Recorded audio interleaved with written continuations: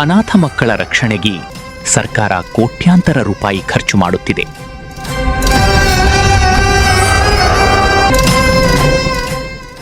ಆದರೆ ಆ ಹಣ ನಿಜವಾಗಿಯೂ ಮಕ್ಕಳಿಗೆ ತಲುಪಿತ್ತ ಅಥವಾ ಬಿಲ್ಲುಗಳ ಆಟದಲ್ಲಿ ಮಾಯವಾಗಿತ್ತ?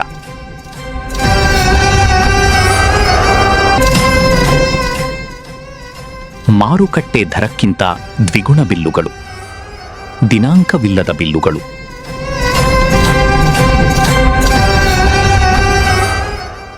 ಯಾವ ಕಂಪನಿಯ ವಸ್ತು ಎಂಬ ಮಾಹಿತಿ ಇಲ್ಲ, ಟೆಂಡರ್ ಪ್ರಕ್ರಿಯೆ ಸರಿಯಾಗಿ ನಡೆದಿಲ್ಲ ಎಂಬ ಆರೋಪ.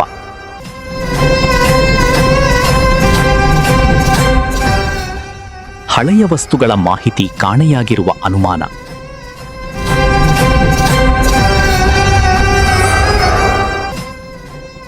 ದಾಖಲೆಗಳಲ್ಲಿ ಒಂದೊಂದೇ ಆರೋಪ ನೋಡಿದರೆ ಜನರ ಹಣ ಹೇಗೆ ಖರ್ಚಾಗಿದೆ ಎಂಬ ಪ್ರಶ್ನೆ ಬಂದೇ ಬರುತ್ತದೆ.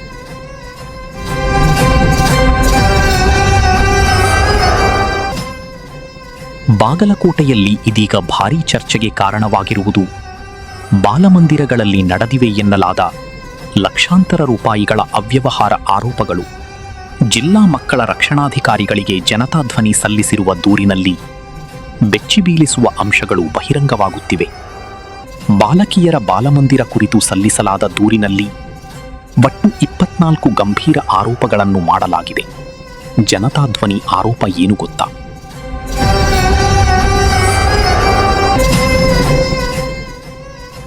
ಆರೋಪ ನಂಬರ್ 1. ಬಾಲಕಿಯರ ಬಾಲಮಂದಿರದಲ್ಲಿ ಬೋರ್ವೆಲ್ ಕಾಮಗಾರಿ ನಡೆಸುವ ಮೊದಲೇ ತುಲನಾತ್ಮಕ ಪಟ್ಟಿ ತಯಾರಿಸಲಾಗಿತ್ತಾ ಅಥವಾ ಕಾಮಗಾರಿ ಬಳಿಕ ದಾಖಲೆ ಸಿದ್ಧಪಡಿಸಲಾಯಿತಾ ಎಂಬ ಪ್ರಶ್ನೆ ಮೂಡಿದೆ.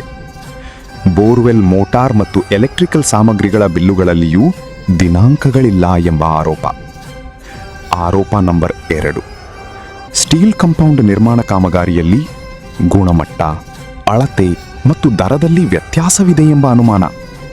ಬಿಲ್ನಲ್ಲಿ ದಿನಾಂಕವೇ ನಮೂದಿಸಿಲ್ಲ. ಆರೋಪ ನಂಬರ್ 3. ಸ್ಟೀಲ್ ವೆಲ್ಡಿಂಗ್ ಗ್ರಿಲ್ ಕಾಮಗಾರಿಯಲ್ಲೂ ಗುಣಮಟ್ಟ ಮತ್ತು ವೆಚ್ಚದ ಬಗ್ಗೆ ಪ್ರಶ್ನೆಗಳು ಕೇಳಲಾಗಿದೆ.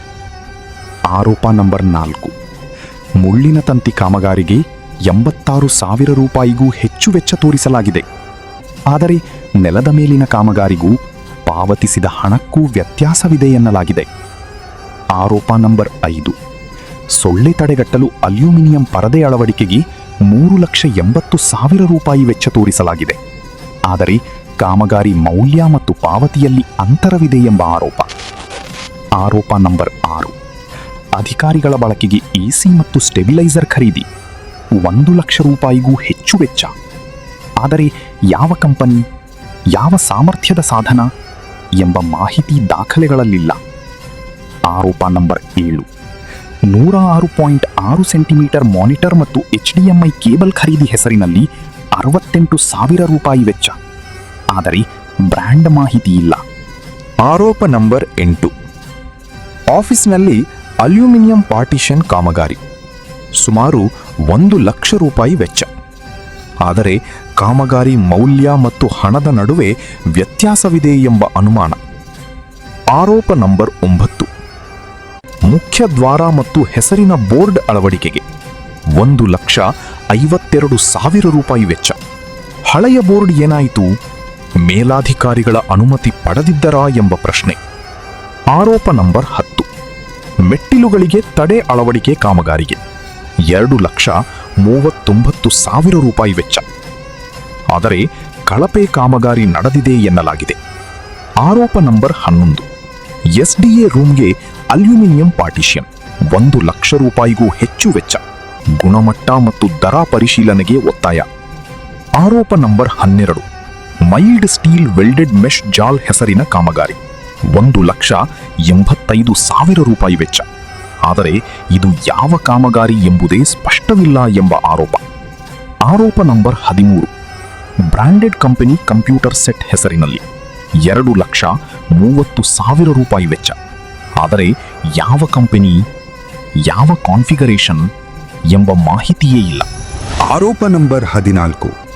ಅಡಿಗೆ ಪಾತ್ರೆ ಮತ್ತು ಸಾಮಗ್ರಿ ಖರೀದಿಗೆ 3,49,000 ರೂಪಾಯಿ ವೆಚ್ಚ.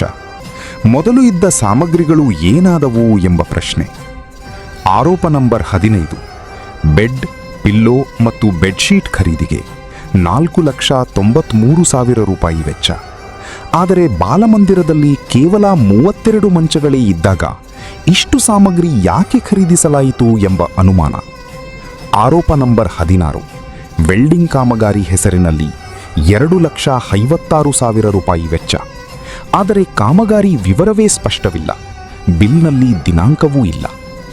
ಆರೋಪ ನಂಬರ್ 17 ಕಾಂಕ್ರೀಟ್ ರಸ್ತೆ ಮತ್ತು ದುರಸ್ತಿ ಕಾಮಗಾರಿಗೆ 7,80,000 ರೂಪಾಯಿ ಮಂಜೂರು. ಆದರೆ ಕಾಮಗಾರಿ ಗುಣಮಟ್ಟ ಪರಿಶೀಲನೆಗೆ ಆಗ್ರಹ. ಆರೋಪ ನಂಬರ್ 18 ಮತ್ತೊಮ್ಮೆ ಬ್ರ್ಯಾಂಡೆಡ್ ಕಂಪ್ಯೂಟರ್ ಸೆಟ್ ಖರೀದಿ 77,000 ರೂಪಾಯಿ ವೆಚ್ಚ.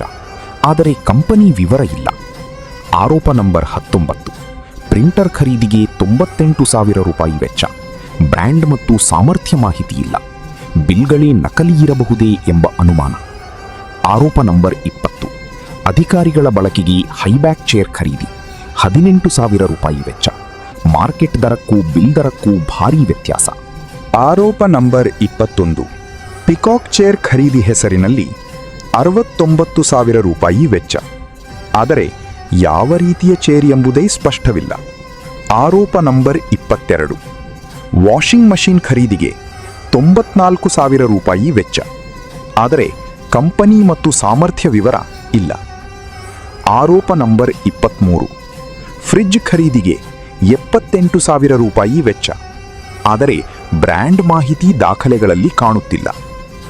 ಆರೋಪ ನಂಬರ್ 24 ಸಿಸಿಟಿವಿ ಸಾಮಗ್ರಿಗಳಿಗೆ 2,85,000 ರೂಪಾಯಿ ವೆಚ್ಚ. ಆದರೆ ಮಾರುಕಟ್ಟೆ ದರಕ್ಕಿಂತ ಹೆಚ್ಚಿನ ಹಣ ಪಾವತಿಸಲಾಗಿದೆ ಎಂಬ ಆರೋಪ. ಹಳೆಯ ಸಿಸಿಟಿವಿ ಸಾಮಗ್ರಿಗಳು ಏನಾದವು ಎಂಬ ಪ್ರಶ್ನೆಯೂ ಕೇಳಲಾಗಿದೆ. ಮುಂದಿನ ಭಾಗದಲ್ಲಿ ಬಾಲಕರ ಬಾಲಮಂದಿರದಲ್ಲಿನ ಅವ್ಯವಹಾರಗಳ ಕುರಿತು ಜನತಾಧ್ವನಿ ಸಲ್ಲಿಸಿದ ದೂರಿನ ವಿವರ ಮತ್ತು ಬಾಗಲಕೋಟೆ ಜಿಲ್ಲಾ ಮಕ್ಕಳ ರಕ್ಷಣಾಧಿಕಾರಿ ಡಾಕ್ಟರ್ ವೀಣಾ ಅವರು ನೀಡಿದ ಪತ್ರದ ಸಂಪೂರ್ಣ ಮಾಹಿತಿ. ನಮಸ್ಕಾರ.